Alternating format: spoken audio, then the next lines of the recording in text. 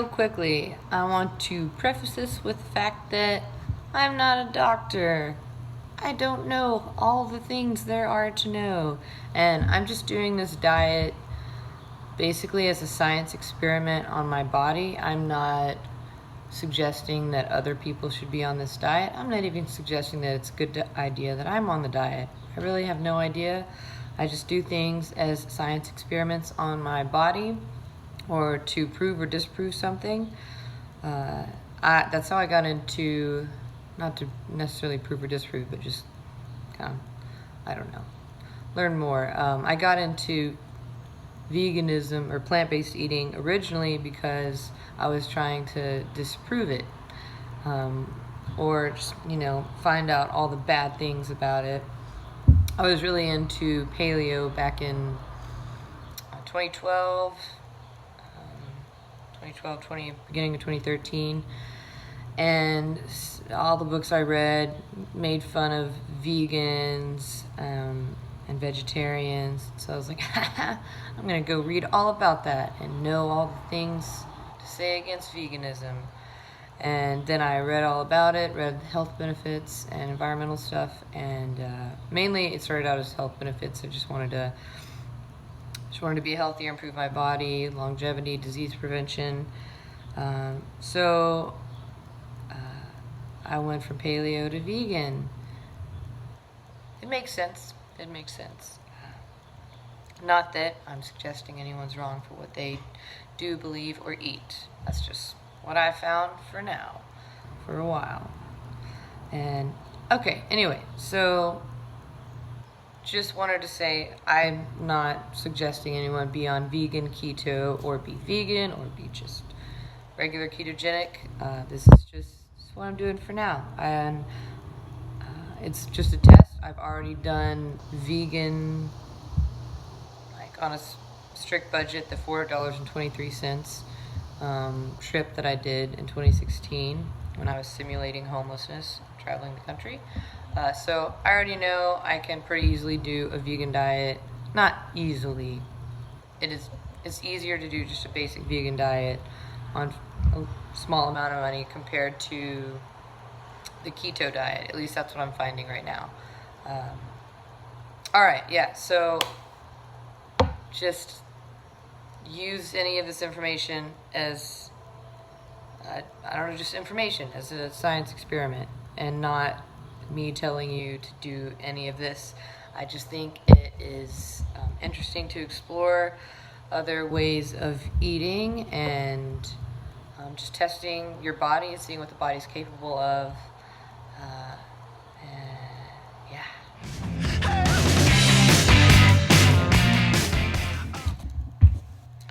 This is actually the last portion that I'm filming, and I just realized I could turn the lights out and it will be a lot better. But the rest of this video is going to have those lights on, so I apologize for my multiple halos hanging over my head. But just wanted to note again that yes, this is just an experiment.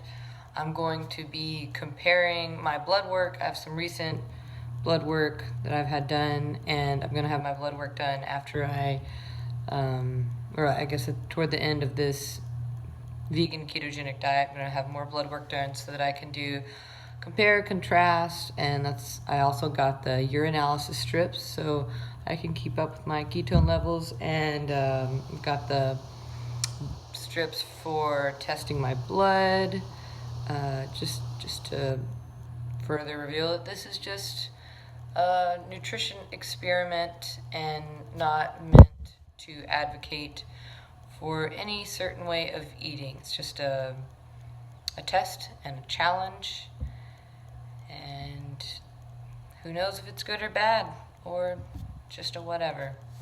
Okay, here's my confusing video. Hello. So, looks like I have weird things hanging over my head because of those lights. Alright, so once again, I should have planned this out more, and I'll probably just do this in multiple sections when I think of things. Just to very base level, explain the keto diet or ketosis, being in a ketogenic state. One, the keto diet, you have high fat, maybe 80%, some people do 85% of fat, preferably healthy fats, and about 15-20% protein. Kind of depends on each level, if you're doing 75% fat, and then maybe 10% of carbs. So high fat, moderate protein, low carb. And the goal is to use fat as your fuel source instead of glucose. And glucose is sugar, essentially, which is what carbs produce. And I'm saying this kind of all in a very basic way that maybe isn't going to sound scientifically correct. Yeah, I'm not a scientist, not exactly. Alright, so once you've used up all your glycogen stores, glucose, your body needs another fuel source, and it starts to use fats, ketones, as a fuel source. And fat and ketones are not the same things. Ketone bodies, man, this is going to be confusing. Ketone bodies are formed once you start using fat as fuel. There's two types. Well, there's one type of ketone, mainly acetoacetate, and then that produces beta-hydroxybutyrate acid, which is not technically a ketone, but it's used when you're in a ketogenic state. Alright, anyway, also acetone is formed as a ketone, and that's normally not really utilized, but kind of not burned off, but that's actually what, I don't know if you've ever been right near the face of someone in ketosis. Sometimes their breath smells weird. One thing online says it's fruity smell. I don't know if I believe that. That's the acetone smell. It's like dispelling it from the body. Yeah. All right. So the point, though, is you want to be using fat source, or your fat as fuel, so that you can burn fat. That's how people lose weight on the ketogenic diet. And you can actually achieve ketosis by, I guess, fasting, I think prolonged exercise as well, starving, or doing the ketogenic diet. I would prefer the ketogenic diet over starvation. That's me. I don't know about you. Some people might feel like keto is a starvation diet, but it's really not. It's really not. My previous video where I talked about almost passing out might be due to dehydration. May have not had enough calories the day before, and that's on me. But also, my body was adjusting to a much lower carb intake.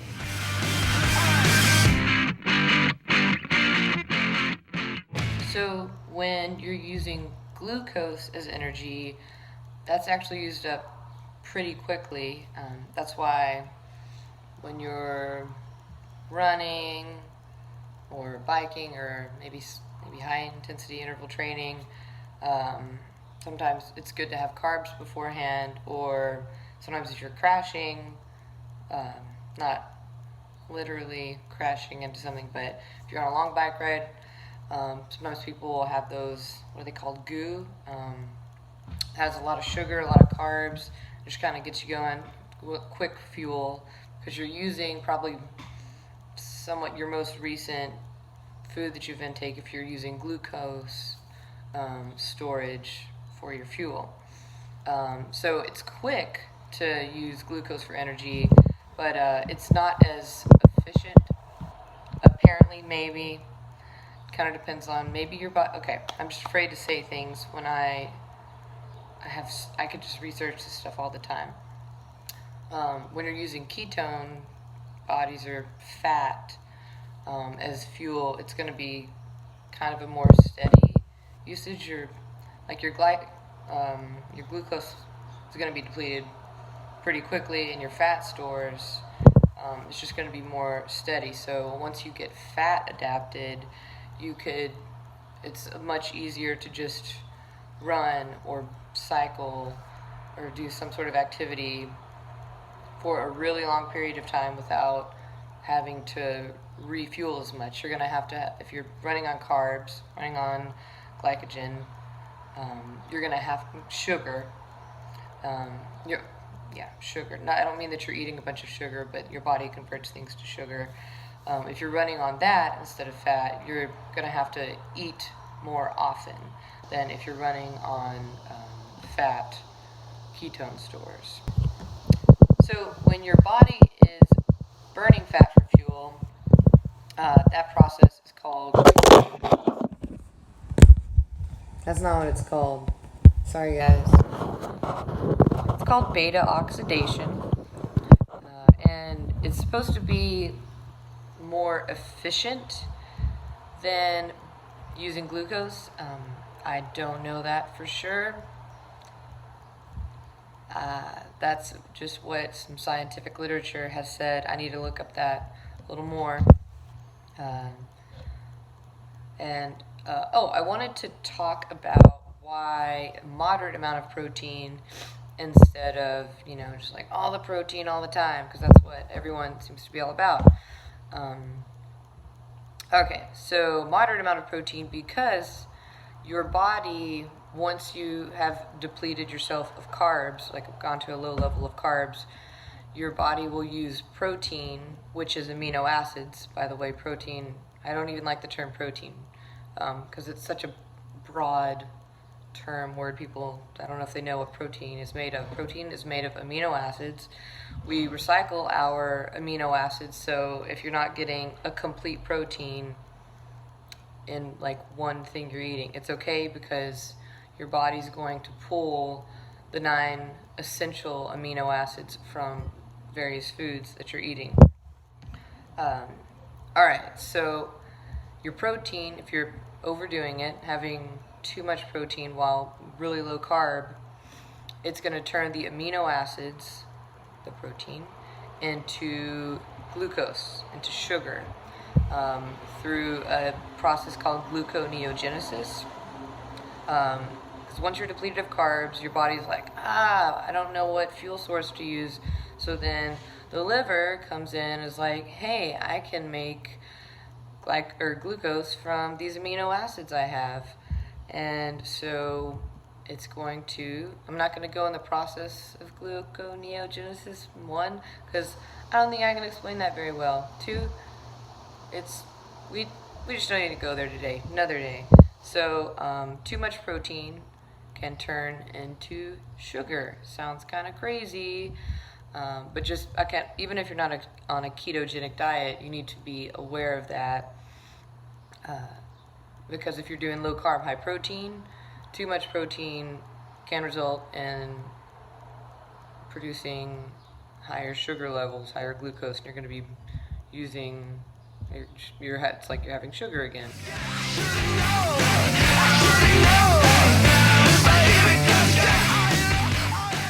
When your body is using the amino acids from protein to make glucose, it is said that can feed other bacteria and diseases, which is not good. And I'm not saying this because I've been vegan, plant-based. This can be found in medical journals and websites online, that these are not vegans at all. They're anti-vegan, anti-plant-based. Not anti-plants, but just, eat the meat. So that's not just me. It's out there. I'm going to, just everything that I'm saying, because I'm being really confusing, I'm going to have some links. Man, this just looks really weird. All these lights. Oh, sorry. I'm sorry. I can get really close.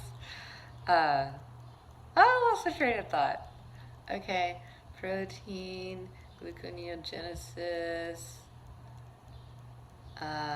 bacteria, disease causing. Okay, yeah, we'll just kind of move on. Also with protein intake, too much protein intake. I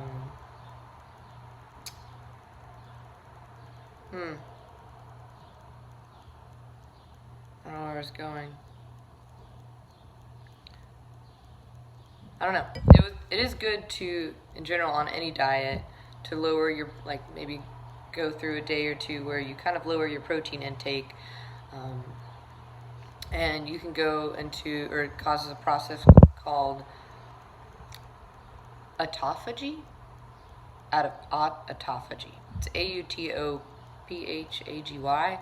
And essentially, that it's like let's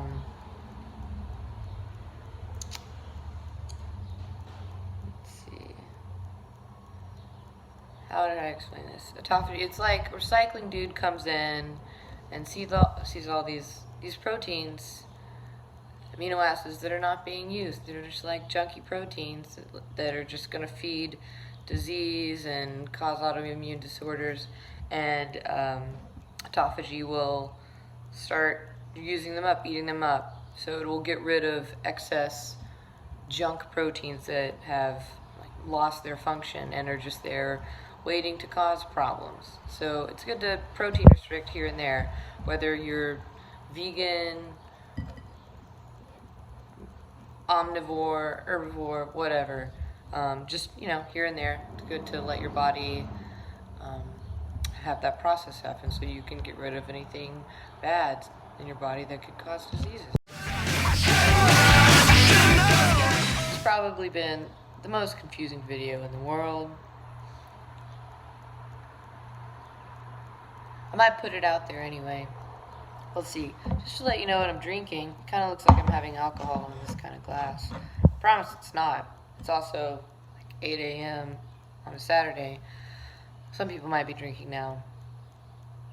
I'm not.